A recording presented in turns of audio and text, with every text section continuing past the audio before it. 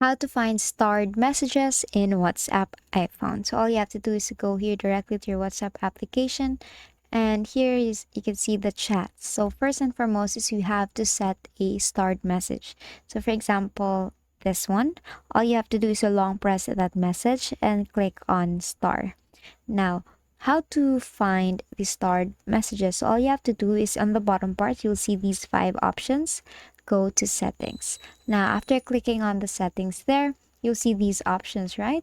Now, on this section, you'll see favorites, broadcast list, starred messages, and linked devices. So since we want to see or find the starred messages, so click on starred messages, and as you can see here, this is the recent starred message that we have actually starred. And basically that's how you find starred messages in WhatsApp iPhone. And that is all for today.